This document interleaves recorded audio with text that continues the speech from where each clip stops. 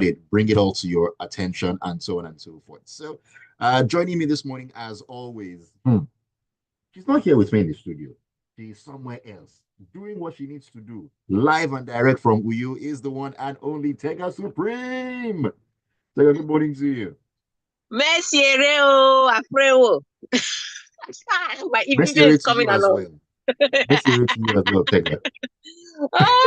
I'm eating the soup. I'm eating the Afia Ferry. I'm now starting to speak Ibibio. Good morning, everybody. Fantastic day in Uyo. My goodness, this town always gets me. The fresh air, the fresh food, the people, the language. It is absolutely amazing. And that's what sports does to you.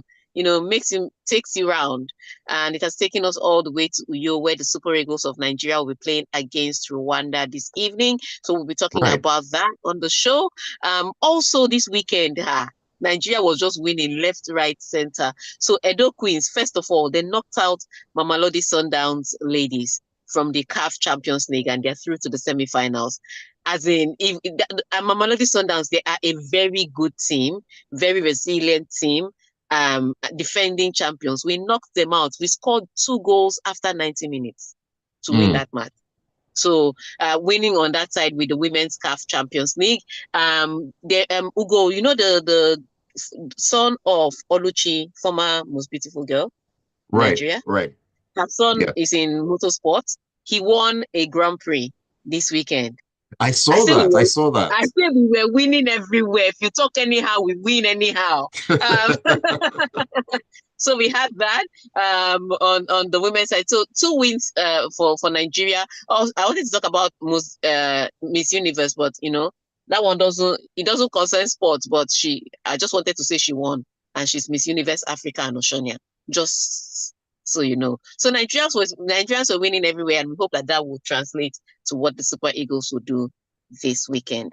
Also on the show, we'll touch a little bit on the ATP finals and what I think of Carlos Alcaraz. We'll also talk about England. Thomas Tuchel will finally take over in January, and he will take Right. over from a team that's had back-to-back wins. We'll touch on that. Is that pressure or inspiration? So we'll touch on all those stories and more in the locker room this morning. But before we do any touching, Ayokunmi, how can we be a part of the locker room this morning?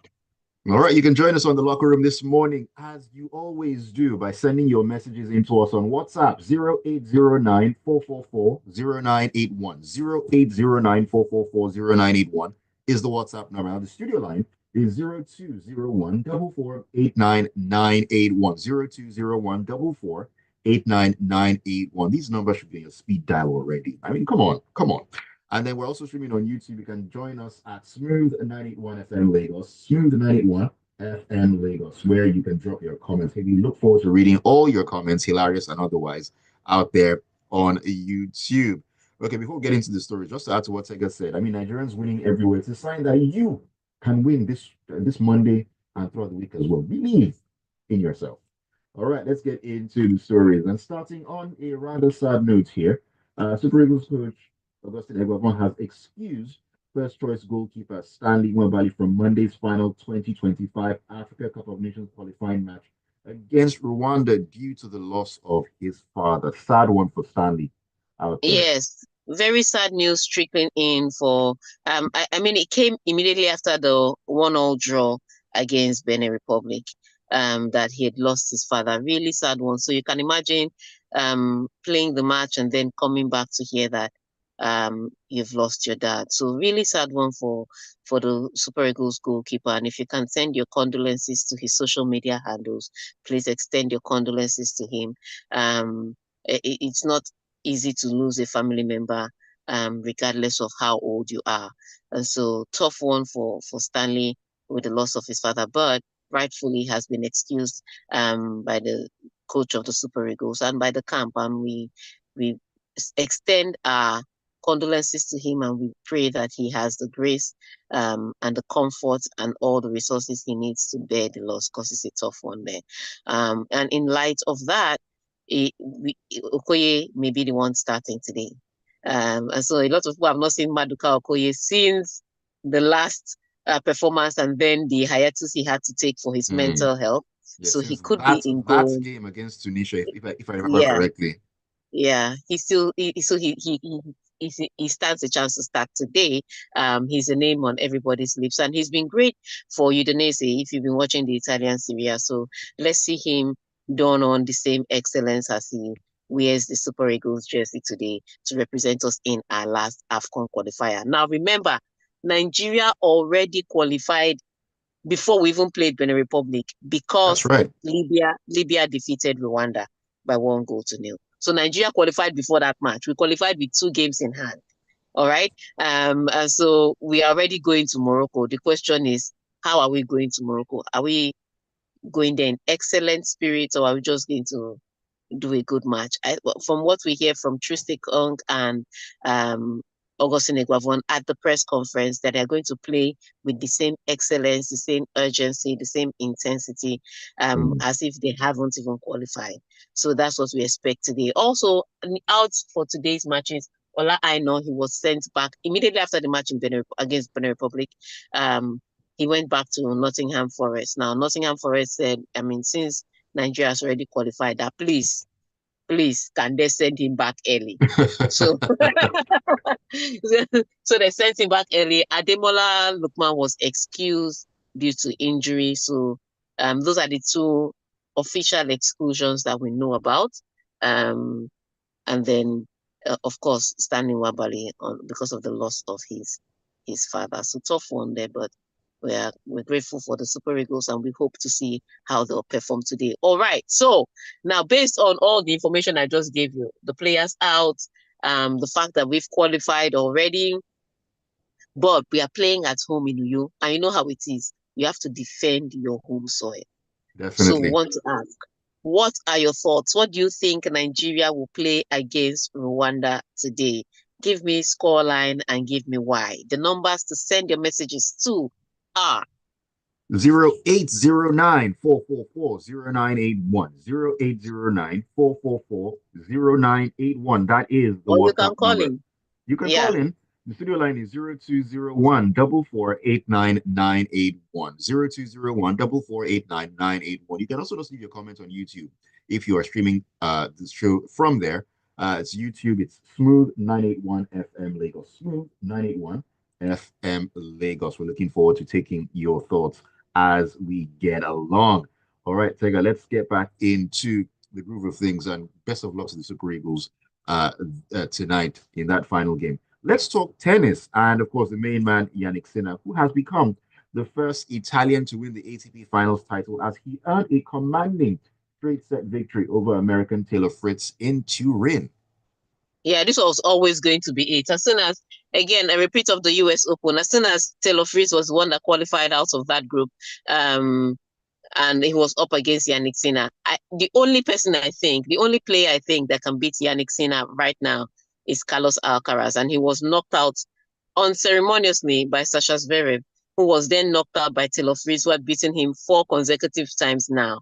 And then Taylor Fritz goes to meet Yannick Sinner, who has now beaten him in back-to-back finals of a major tournament. So Sick of everybody him with a right now. consecutive loss. I'm telling you, it's like everybody else has the key to everybody else. So Sasha has Carlos Alcaraz's key, and then Taylor Fritz has Sasha's key, and then Yannick Sinner has Taylor Fritz's key. So it's whose keys you got? That's who you can beat. But fantastic year for Yannick Sinner. It's been an amazing year. He won 2 Grand Slams.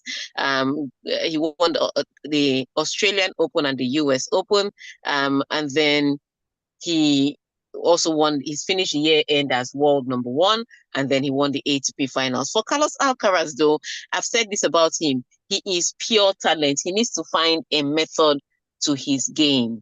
Because on the day he's not feeling it, he doesn't know how to play through bad days. You watch Yannick Sinner, and there are days that he struggles, but you can see him come out of it because he has tactics, he has a method, and it makes it hard for players to beat him.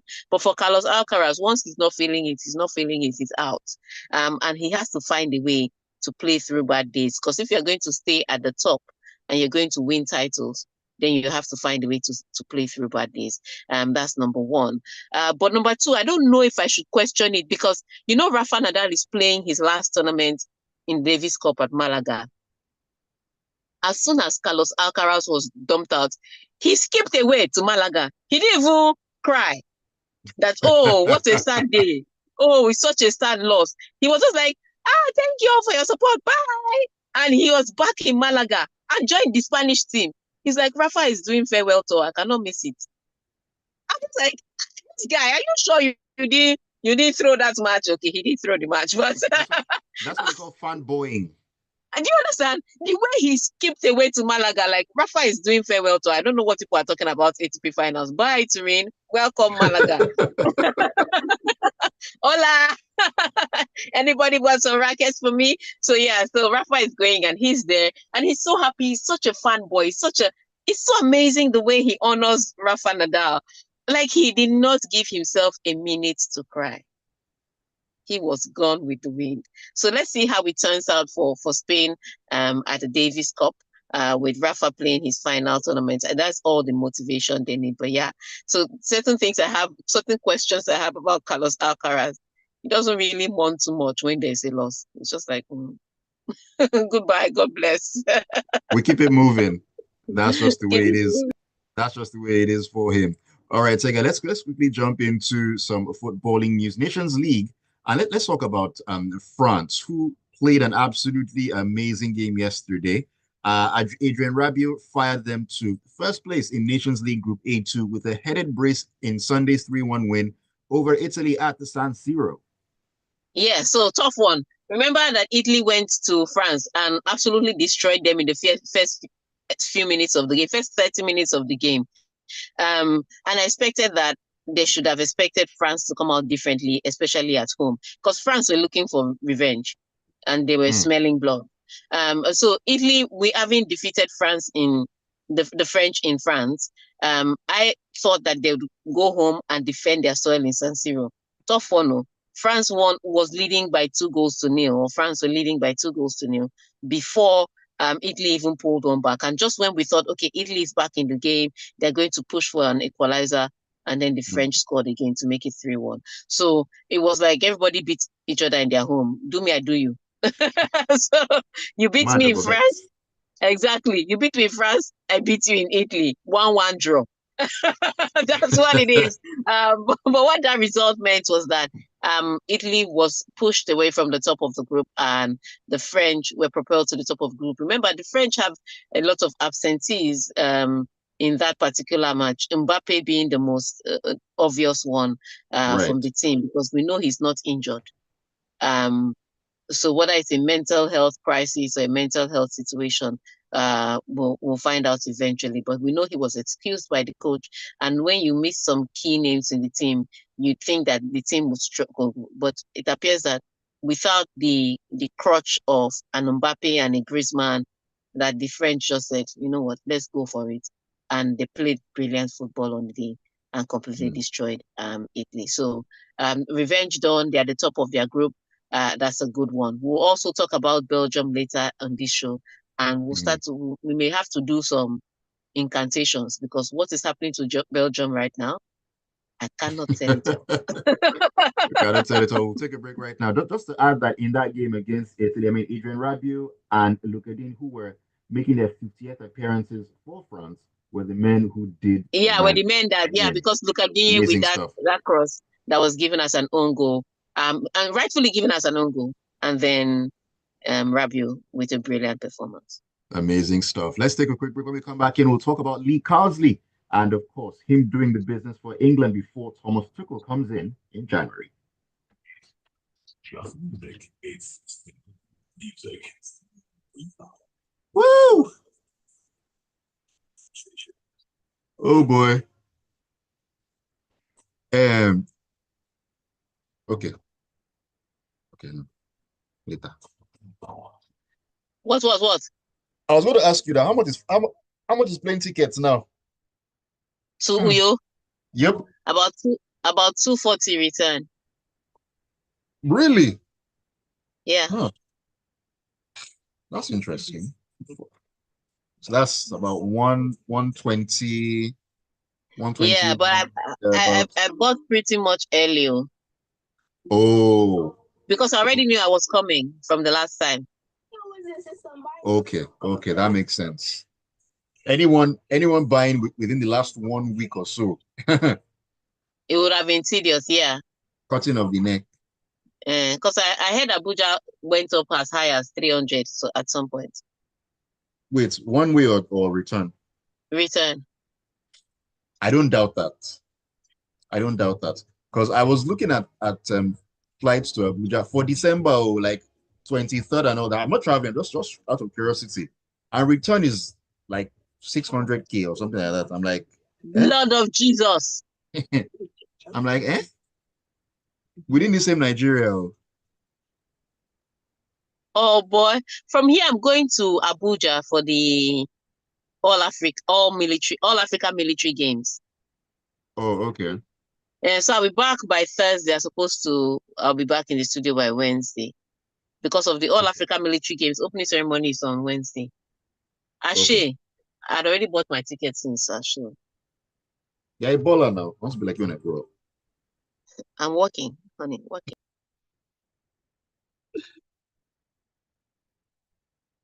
All right, welcome back into the locker room on a Monday morning. This is Smooth 98.1. I love music, love life, and we love sports as well. Ayokunmi here, taking you on this ride alongside me is Tega. We are taking a look at the stories making the rounds from the weekend. So many things to talk about and sink our teeth into, and it's been a smooth one up until this point. And you can make it smoother by sending your thoughts into us by sharing your messages on WhatsApp on 0809 444 0981 0809 4440981. That is the WhatsApp number. The studio line is 0201 4489981. YouTube, we're streaming live at Smooth 981 FM Lagos.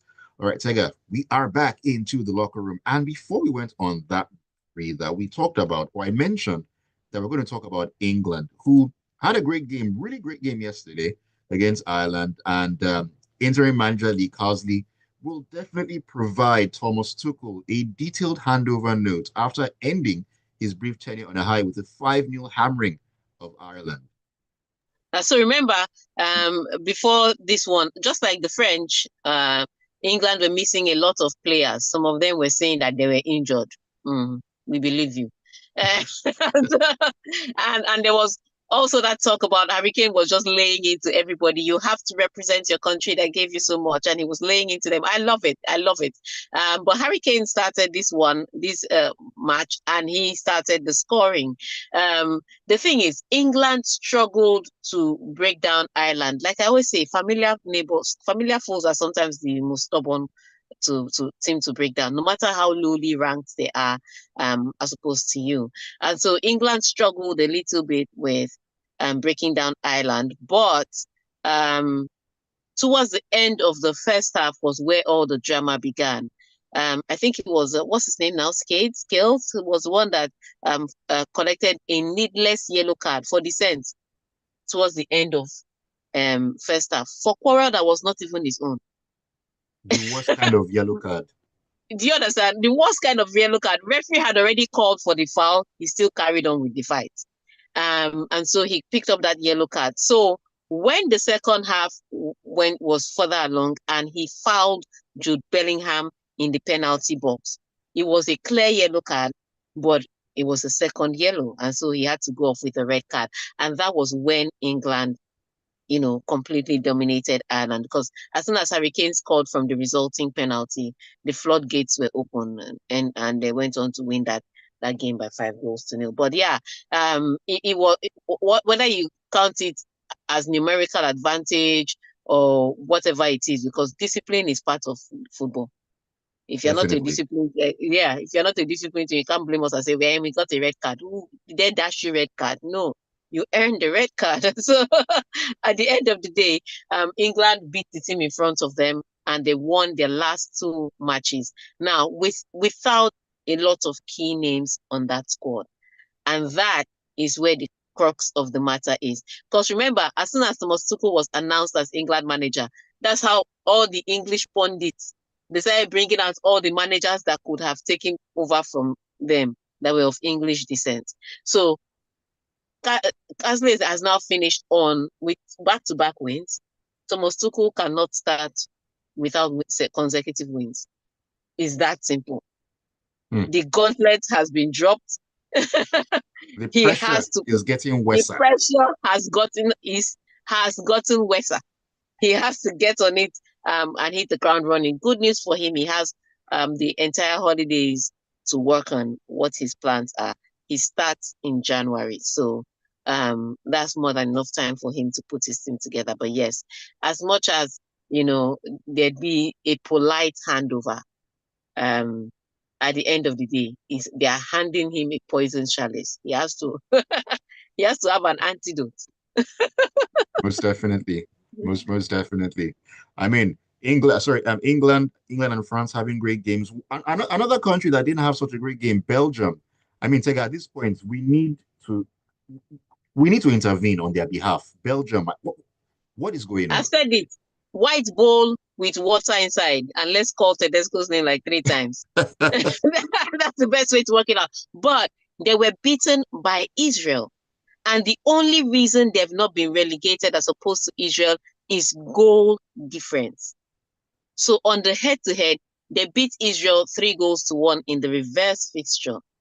And now they lost by 1-0 against Israel. So the only reason Belgium were not relegated head-to-head. Just imagine. The most ridiculous thing, Israel needed to win by 3-0 to be able to relegate Belgium. Unfortunately, they couldn't conjure up the 3 goals, but that's why Belgium are up. And that's how far or how low Belgium has fallen.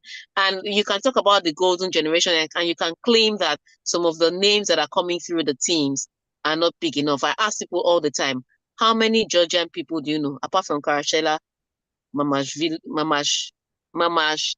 goalkeeper, Goalkeeper. Mamashvili, the goalkeeper. Apart from those two, which other Vili do you know? None, personally. Non-Vili, right? You don't know any Sheila, you don't know any Vili.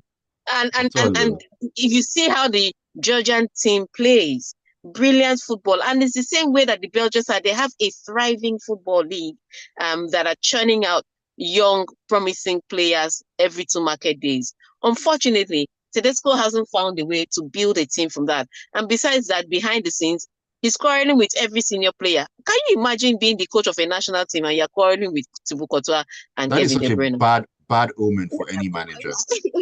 And then the FA now stood with the coach. So even the players are like, the FA doesn't care about me. Let Tedesco play.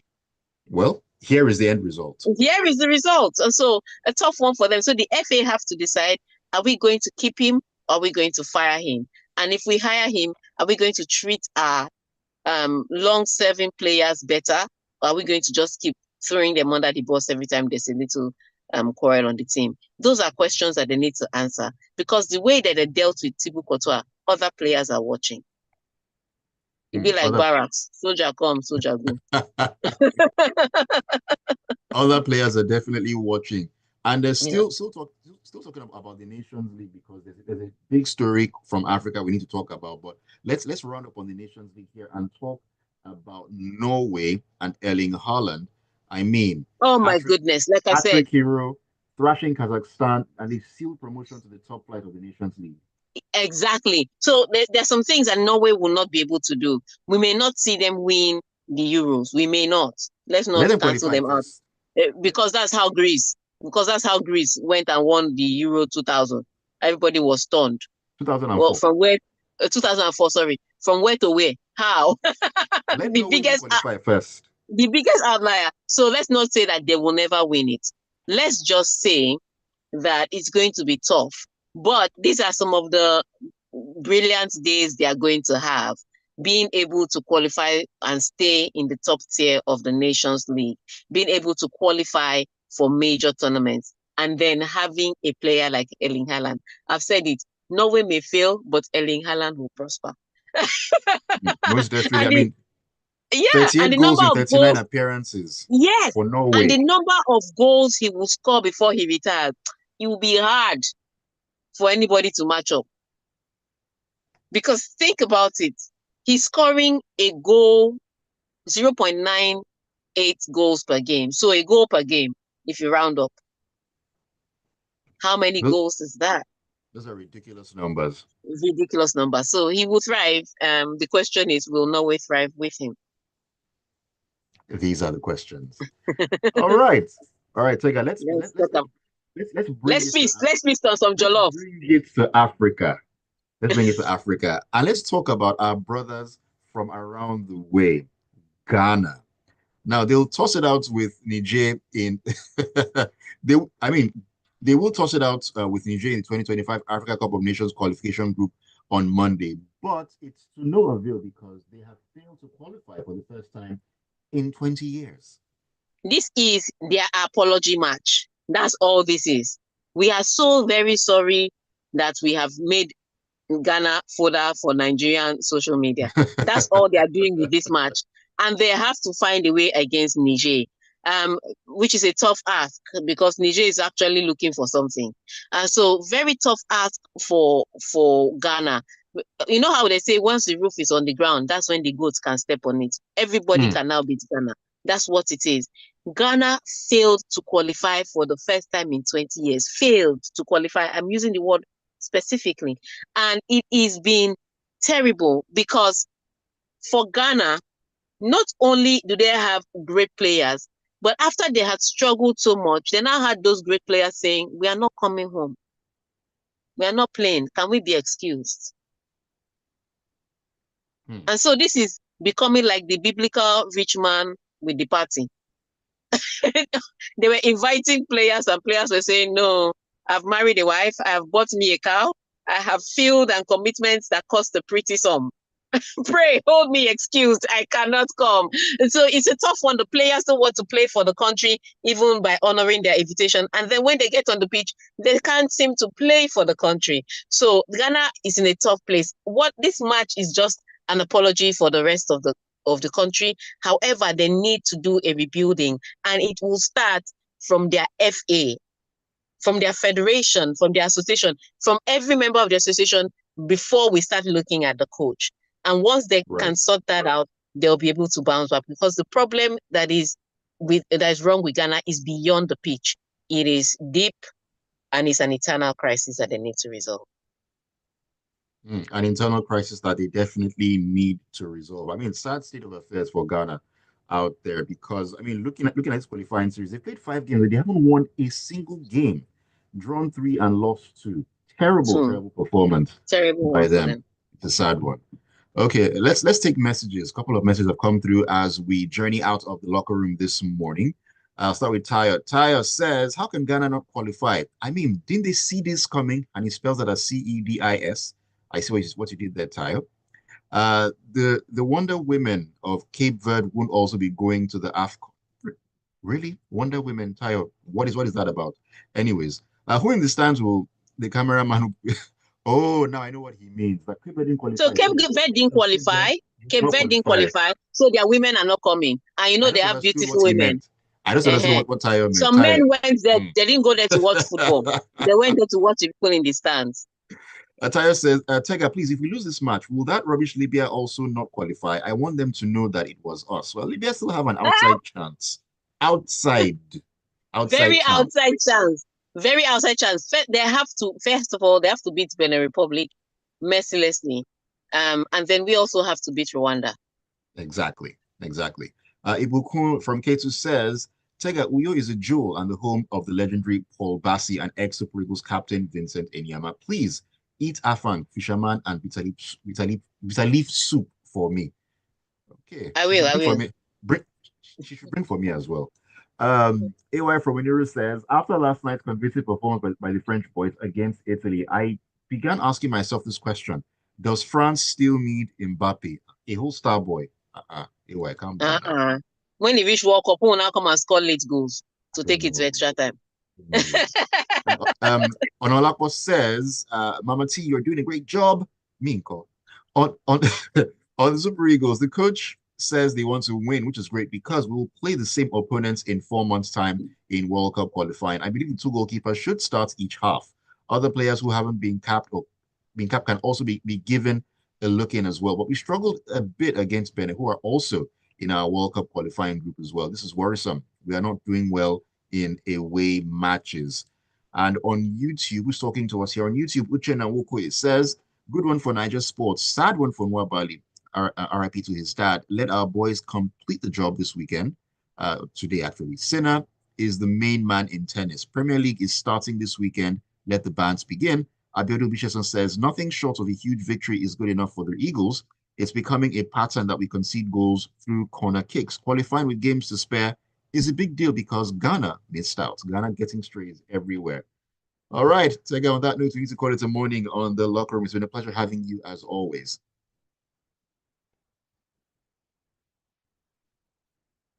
You're muted, Tega. You're muted. I don't know how they say goodbye, so bye-bye. All right, Tega, do have a great time at the stadium. And of course, I hope that your presence there will spur the Eagles on to a great win. Trust me, I come with the sauce. All right, then. Have a great week, everybody. All right, then. See you on Wednesday. Thank you for being a part of the locker room. Keep it tuned to Smooth 98.1. Well, we're going to have a conversation at 9 on Lagos Talks. We're talking about defamation this morning, free speech, and of course, where do you draw the line? Interesting conversation to look forward to at 9.